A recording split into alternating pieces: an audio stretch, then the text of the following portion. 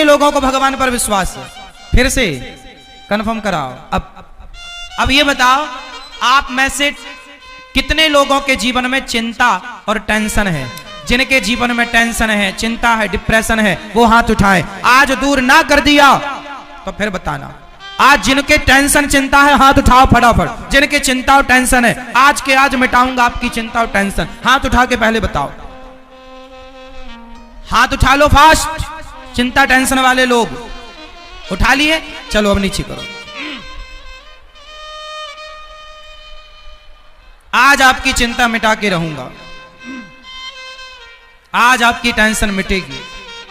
देखो, चिंता मिटने की बात कही, संतों का दर्शन हो गया। तो आज हम आप में से कितनों की चिंता दूर कर दें? कौन कौन चाहता है कि हम आपकी चिंता दूर कर दें? चलो कंफर्म, आज करके ही जाएंगे। अब एक काम करो, आप लोग अपना जरा ऐसे मुंह फुलाओ, ऐसे मुंह फुलाओ फास्ट। मैया फुलाओ मेरी मां। अब ठहाका लगाओ सब लोग लगाओ। अब ये बताओ कि क्या मुंह और ठहाका, मुंह फूलना और ठहाका लगना, क्या ये दोनों काम एक साथ हो सकते हैं? जोर से। क्या मुंह फूलना, ऐसे मुंह भी फूल जाए और ठहाका भी लग जाए, कि ये दोनों काम एक साथ हो सकते हैं? नहीं। तो फिर आपने अभी क्या बताया? हम भगवान पर विश्वास करते हैं, और फिर आपने कहा हमें चिंता है। अरे जिन्हें विश्वास है उन्हें चिंता किस बात की? और जिन्हें चिंता है तो विश्वास कैसा? आप गलत बोल रहे हैं। या तो आपको चिंता है या तो आपको विश्वास है, दोनों नहीं हो सकता। जैसे मुंह फुलाना और ठहाका लगाना दोनों एक साथ नहीं हो सकता, वैसे चिंता और विश्वास एक साथ नहीं हो सकता। अब ये बताओ कि आपको भगवान पर विश्वास है या चिंता है? जोर से एक बात बताएं मेरी मां। आप कहती हो, आप भैया कहते हो हमें चिंता है। अरे भैया, तुम चिंता क्यों करते हो? तुम भगवान का चिंतन करो सही, तुम उनका चिंतन करो तो सही, वो करेंगे तुम्हारी चिंता। तुम क्यों करते हो? सुदामा को कोई चिंता थी क्या? जोर से। सुदामा तो केवल कृष्ण का चिंतन करते थे। सुदामा तो केवल कृष्ण का चिंतन करते थे। सुदामा चिंतन करने की जिम्मेदारी तुम्हारी है। तुम कृष्ण का चिंतन करो। अब कृष्ण की जिम्मेदारी है कि वो तुम्हारी चिंता करेंगे, तुम खुद क्यों करते हो? आप लोग उनका चिंतन करो, वो आपकी चिंता करेंगे। आप कहते हो भगवान पर विश्वास है, आप कहते हैं हमें भगवान पर विश्वास है, और कहते हो चिंता है। ना मेरी मां, जब विश्वास कर लिया तो तेरी मेरी बिगड़ी बनाना तेरा काम है, तेरी चौखट पे आना मेरा काम है, मेरी बिगड़ी बनाना तेरा काम है। प्रभु मैं तो आपका हो गया। जैसे छोटा सा बच्चा कोई चिंता नहीं करता, उसकी चिंता उसकी मां करती है, ऐसे भक्त बनकर शरण में चले जाओ भगवान की। भगवान चिंता करेंगे, आप निश्चिंत रहना। तो आज से चिंता नहीं करेंगे, क्या करेंगे? जोर से, भगवान का चिंतन। और आपके चिंता करने से कुछ ना होगा, विश्वास करो। भगवान है सब, वो आप अपना कर्म करो, आगे की जिम्मेदारी भगवान की। विश्वास रखो भगवान पर, कर्म ईमानदारी से करो, फिर देखना चिंताएं मिट जाएंगी, आप सुखी हो जाएंगे। प्रहलाद जी ने कहा पांचवी भक्ति विश्वास, भगवान का नाम मंत्र जाप मम दृढ़ विश्वासा, पंचम भजन सुवेद प्रकाशा। भगवान का नाम किसके साथ जपना है? विश्वास के साथ। तो कितने लोग भगवान पर विश्वास करेंगे? और चिंता का त्याग कर दो। विश्वास है तो चिंता नहीं होनी चाहिए। आप लोग कहते हो ना विश्वास है, विश्वास नहीं है आपको, आपको तो केवल चिंता है। आप कहते हैं मेरी बेटी का ब्याह कब होगा महाराज, मेरा दुख दूर कब होगा महाराज, मेरा घर कब बनेगा महाराज, मेरा कर्जा कब दूर होगा महाराज, मेरे बेटे की नौकरी कब लगेगी महाराज, मेरे शरीर का दर्द कब ठीक होगा महाराज। मेरी माँ, ये जो तुम्हारे दुख हैं, ये तो तुम्हारे दुख तुम्हारे कर्मों से मिलने ही मिलने हैं। इन दुखों को कोई माई का लाल दूर नहीं कर सकता। यदि संसार में आपका दुख कोई दूर कर सकता तो अब तक कोई कर देता। यदि दुख दूर कोई कर सकता है तो केवल भगवान दुख दूर कर सकते हैं। इसलिए क्यों किसी को पुकारना, क्यों दर दर की ठोकर खाना, क्यों ना भगवान के भरोसे रहना। आपका दुख कोई दूर नहीं कर सकता। बताओ, भीष्म पितामह भक्त है ना, पर बाणों की सैया पर लेटना पड़ा कि नहीं? हाँ या ना? अर्जुन भक्त है या नहीं? जोर से हाँ या ना? अर्जुन भक्त हैं, लेकिन 12 साल वनवास जाना पड़ा। तुम कितने भी बड़े भक्त हो, सुदामा भक्त थे, पर भाग्य में गरीबी थी तो भोगना पड़ा। जो तुम्हारे हिस्से का दुख है, चाहे हंस के उठाओ चाहे रो के उठाओ, कहीं माथा पीटने से तुम्हारा दुख दूर होता तो आज तक सबका दुख दूर हो जाता। इसलिए पागलों की तरह यहां वहां माथा ना पीटो, केवल भगवान के चरणों में विश्वास रखो। माथा पटकना है तो भगवान के चरणों में, हे प्रभु मैं आपका हूं, मैं आपकी हूं। यदि कोई दुख दूर कर सकता तो द्रौपदी का कोई दुख दूर कर देता, पितामह का दुख दूर कर देता। हमारे हिस्से का दुख हमें भोगना पड़ेगा। जो हमने कर्म किए हैं, अच्छे या बुरे, भोगना पड़ेगा। हंस के भोगे या, इसलिए भोगो। को न काहू को सुख दुख कर दाता, निज कृत कर्म भोग सब भ्राता। ये ईश्वर की कर्म विधान है। आप लोगों को लगता है कि बाबा जी महाराज जी मंत्र पढ़ दें हमारा दुख दूर हो जाए ना, ऐसा कोई मंत्र नहीं है जिसको पढ़ के आप अपना दुख दूर कर लो। एक ही मंत्र है, केवल कृष्ण नाम, एक राम नाम। राम की शरण में जाओ, भगवान को रोकर पुकारो, वो दुख दूर करेंगे तो दुख दूर होगा। इंसानों के बस की नहीं है। इसलिए भोगना सीखो। हमारे जो दुख हैं वो हमें भोगने हैं। बड़े बड़े संतों ने अपना कष्ट भोगा है, बड़े बड़े संतों ने अपना कर्मदंड भोगा है। भगवान राम को 12-14 साल का वनवास मिला, उनका ही अपना कर्मदंड था। माता सीता को वनवास मिला, जाना तो पड़ेगा ना साहब। फिर अच्छा ये बताओ, एक छोटा सा प्रश्न आपसे मैं पूछ लूं। भगवान राम ने माता सीता को वनवास भेजा, ये सुना है आप लोगों ने? अच्छा ये बताओ, माता सीता के वनवास जाने में कारण कौन था, जिम्मेदार कौन था? जब माता सीता रावण के यहां से वापस आई, राम जी के साथ रहीं और राम जी राजा बने, सीता मैया रानी बनी, उस समय एक किसी धोबी के कहने से भगवान राम ने माता सीता को निकाल दिया। क्या किसी के कहने से राम जी ने सीता मां को निकाल दिया? क्या ये राम जी का निर्णय और न्याय सही था? उत्तर दो, सवाल है आपसे। क्या किसी के कहने से अपनी पत्नी को निकाल देना सही था? उत्तर हां या ना में। मां, मैया, भैया ध्यान से सुनना सरकार, बहुत गंभीर बातें आपको सुना रहा हूं, सुनिएगा। बताओ, राम जी ने माता सीता को वनवास भेजकर राम जी ने सही किया या गलत किया? या सही या गलत ये तो अपनी जगह है। ये बताओ, माता सीता के वनवास जाने में जिम्मेदार कौन था?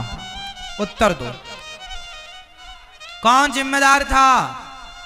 ये मैया बताएंगी। द्रौपदी? कौन द्रौपदी? धोबी? बताओ, माता सीता के वनवास जाने में जिम्मेदार कौन था? ये मैया कह रही है वो धोबी जिम्मेदार था। आप बताइए, आप किसे जिम्मेदार मानेंगे? उत्तर दीजिए आप। माता सीता के वनवास जाने में जिम्मेदार कौन था? उस जिम्मेदार का नाम बताओ। आप बताओ। कोई नहीं? ऐसा कैसे हो सकता है कि कोई जिम्मेदार ना हो? धोबी? कौन? उर्मिला?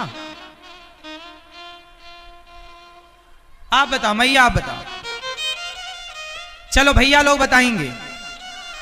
कौन? माता सीता? ये मैया बताएंगी। इस तरफ की मैया बताओ। मैया टाटा। बताओ मेरी माँ, कौन जिम्मेदार था?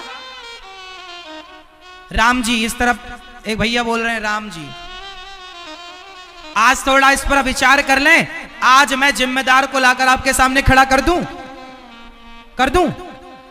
सुनो फिर, मन लगाकर सुनना, एक भी शब्द ना गवाना, ध्यान से सुनना। आज मैं उस जिम्मेदार को पकड़ कर लाऊंगा जो माता सीता के वनवास का जिम्मेदार है। उस जिम्मेदार को आज हम आपके समक्ष पेश करेंगे।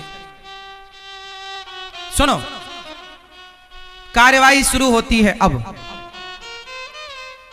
इसको समझने के लिए हमें अतीत में जाना पड़ेगा, पुराना समय याद करना पड़ेगा। चलो वाल्मीकि रामायण से शुरू करते हैं। जब माता सीता गर्भवती हुई, ध्यान से सुनना, एक एक अक्षर, एक एक शब्द। फिर मैं आखिरी में पूछूंगा कि जिम्मेदार कौन, आप लोग पकड़ के लाना उस जिम्मेदार को। हाँ, मैं बता दूंगा पूरी कहानी, लाना आपको है। सुनो, जब भगवान राम राजा थे, सिया जी रानी थी, जब माता गर्भवती हुई, ये उन दिनों की बात है जब माता सीता अयोध्या में राजमहलों में रहती हुई गर्भवती हो गई। तब भगवान राम को माता सीता ने कहा कि प्रभु आप पिता बनने वाले हैं, आपको मैं खुशखबरी देना चाहती हूँ। सीता मैया ने जब कहा कि राम आप पिता बनने वाले हैं, राम जी खुशी से नाचने लगे। आपने बहुत अच्छी सूचना दी। सीते बताओ मैं तुम्हें क्या दूं? रघुकुल रीति सदा चली आई, आज जो मांगोगी आज तुम्हारा राम तुम्हें देगा। माता सीता ने कहा राम यदि आप मुझे देना चाहते हैं, जब सीता माँ गर्भवती थी तो उन्होंने राम जी से मांगा। क्या मांगा? राम जी ने कहा कुछ मांग लो। सीता माँ ने मांगा कि जब आप देना ही चाहते हैं तो आप मुझे वनवास दे दीजिए। सीता मैया ने मांगा। क्यों? सीता मैया ने कहा कि मेरे जो बच्चे हैं यदि वो संतों की कुटिया में जन्म लेंगे तो संतों के संस्कार बच्चों पर आएंगे, इसलिए मैं संतों के आश्रमों में अपने बच्चे को जन्म देना चाहती हूं, ये राजमहलों में जन्म नहीं देना चाहती। ये बात किसने कही थी? माता सीता ने। कहां लिखी है ये बात? वाल्मीकि रामायण में ये बात लिखी है। माता सीता ने खुद कहा राम जी से कि मुझे संतों के आश्रमों में अपने पुत्र को जन्म देना, ताकि हमारे बच्चे के संस्कार कैसे हों? संतों जैसे। ये माता सीता ने। अब दूसरी बात पर आते हैं। जब राम जी ने माता सीता से सुना कि वनवास मांग रही है माता सीता, तो राम जी चुप कर गए, कुछ नहीं बोला। कुछ दिन बाद एक आवाज सुनाई पड़ी। एक धोबी की पत्नी अयोध्या में काम करने आती थी। रात्रि को वो एक केवट के यहाँ पर रात्रि को रुक गई, क्योंकि केवट नाव से पार नहीं लगा सकता था, पानी गिर रहा था। सवेरे जब धोबी की पत्नी गई तो धोबी भाई ने कहा कहाँ थी रात भर? बोली पानी गिरने लगा, नाव रात को चल नहीं सकती थी तो मैं कुटिया पर रुक गई, केवट भैया की कुटिया पर, उनकी पत्नी के संग में थी। धोबी बोला मैं कोई राम थोड़ी हूं जो पराये पुरुष के पास पत्नी रहे और उसे स्वीकार कर ले, मैं तुम्हें स्वीकार नहीं करूंगा। लो भैया, राम पर ये उंगली उठनी स्टार्ट हो गई। ये बात जब माता सीता और राम जी तक आई तो राम जी ने कुछ निर्णय लिया। सारी अयोध्या में एक आवाज थी कि सीता मैया रावण के पास रहकर आई हैं, यह अयोध्या की महारानी बनने के लायक नहीं है। लोगों ने कहा क्या इन्होंने परीक्षा दी, अग्नि परीक्षा दी? लोगों ने बताया कि लंका से आते समय दी थी। लोगों ने कहा हमने थोड़ी देखी थी। अब लो भैया, अब राम जी धर्म संकट में आ गए। राम जी केवल सीता मां के पति नहीं थे, राम जी अयोध्या के राजा थे। और आपसे एक सवाल पूछूंगा, राजा का धर्म क्या है? प्रजा की बात मानना या परिवार की बात मानना? जोर से। राजा का धर्म है प्रजा की बात मानना। तो राम जी ने प्रजा की बात मानी और सीता मां को कहा कि आपने तो बोला ही था कि मुझे वनवास जाना है, तो अब आपका भी काम हो जाएगा, आपका भी वचन पूरा हो जाएगा और प्रजा की भी संतुष्टि हो जाएगी। सीता वही करो जिससे प्रजा का हित हो। तब सीता मां ने स्वयं ने निर्णय लिया और राम जी ने कोई वनवास में छोड़ा नहीं था। प्रॉपरली लेकर लक्ष्मण जी गए और प्रॉपर श्री वाल्मीकि जी के आश्रम में छोड़कर आए। और ये वाल्मीकि जी के आश्रम में सीता मैया 14 वर्ष के वनवास के दौरान भी रह चुकी थी। वहां का अनुभव था माता सीता को। तो ये माता सीता का वनवास, इसमें राम जी क्या जिम्मेदार हैं? राम जी की प्रजा कह रही है, तो राजा का धर्म है प्रजा की बात सुनना, और राम जी ने वही किया। अब जो सबसे गहरा कारण है, ये कारण तो आप सब जानते ही थे जो मैंने बताए, आपसे ये कोई छिपा नहीं था, मैंने कोई नई बात नहीं बताई। अब मैं वो बताने जा रहा हूं जो शायद आप में से कुछ लोग ही जानते हैं। आज मैं चाहूंगा कि भिंड के सारे लोग वो बात जाने, वो रहस्य जाने जो रहस्य जानने योग्य है। अब वो रहस्य मैं आपको बता रहा हूं जो आपको जान लेना चाहिए। माता सीता के वनवास का जो सबसे ठोस कारण था, वो सबसे ठोस कारण मैं देने जा रहा हूं, ध्यान से सुनिएगा। आप सब जानते हैं कि जब रावण मरा, जब रावण मरा तो राम जी से मिलने लंका में दशरथ जी आए थे। ये बात कितने लोग जानते हैं? रामचरितमानस में ये बात लिखी है, स्पष्ट लिखी है कि जब रावण मरा तो अयोध्यापति श्री दशरथ जी स्वर्ग से राम जी से मिलने आए और राम जी से कहा, राम मैं तुम्हारी मर्यादा और तुम्हारे धर्म से प्रसन्न हुआ, कुछ मांग लो बेटा। राम जी ने कहा, मैं कुछ नहीं चाहता, पिताजी आप कहो तो मैं आपको जीवित कर सकता हूं। दशरथ जी बोले, मैं जीवन नहीं लेना चाहता बेटा, अब मैं तुझे राजा बनता हुआ देखना चाहता हूं, लेकिन एक छोटा सा मेरा काम कर देना मेरे राम। क्या काम पिताजी? दशरथ जी ने कहा, मेरी अभी 2000 साल उम्र बाकी है। दशरथ जी कोई अपनी मृत्यु से थोड़ी मरे थे, वो तो राम के वियोग में मरे थे। अभी दशरथ जी की उम्र कितनी बाकी थी? जोर से 2000 वर्ष। तो दशरथ जी ने राम जी से कहा, हे रघुनंदन मेरी 2000 साल उम्र तुम ले लो। और तब से कहावत चालू हो गई कि मेरी उम्र तुम्हें लग जाए। आप जिससे अत्यधिक प्रेम करते हो, आप उससे क्या कहते हो कि मेरी उम्र तुम्हें लग जाए। सबसे पहले किसने किसको अपनी उम्र दी? तो दशरथ जी ने अपनी 2000 साल की उम्र राम जी को दी। सबसे पहले दशरथ जी ने उम्र दी। अब दशरथ जी चले गए। चलो बताओ, राम जी इस धरती पर कितने साल उन्होंने राज्य किया? राम जी का शासन काल, कार्यकाल कितने वर्षों का था? जोर से, नहीं जानते हो इतनी सी बात? भगवान राम ने इस धरती पर 11,000 वर्षों तक राज्य किया। एक प्रमाण ये है, और दूसरा प्रमाण भागवत जी में लिखा है, राम जी ने 13,000 वर्षों तक राज्य किया। अब आप कंफ्यूज हो जाएंगे अभी कि 11 सही है कि 13, दोनों सही। मैं दोनों को सिद्ध करके बताता हूं, यही तो आपको समझाना था। सुनो, राम जी का कार्यकाल तो था 11,000 साल का, लेकिन पिता ने उम्र दे दी कितने साल? 2000। तो 11 और 2 13। तो राम जी ने 11,000 वर्ष तक तो अपना कार्यकाल किया, और जो 2000 वर्ष का राज्य था वो पिता का कार्यकाल पूरा किया, वो अपना नहीं था। इसलिए राम जी ने माता सीता को वनवास कब भेजा? जब राम जी सीता मैया के साथ 11,000 वर्षों तक तो साथ रहे। कितने साल साथ में रहे? 11,000 वर्षों। जब 11,000 वर्ष पूरे हो गए, तब राम जी को लगा अब तो पिता की आयु स्टार्ट हो गई, और पिता की आयु यदि चालू हो गई, पिता की उम्र चालू हो गई, पिता की सत्ता चालू हो गई, तो पिता की उम्र से राम जी अपनी पत्नी का स्पर्श करते तो मर्यादा बिगड़ जाती।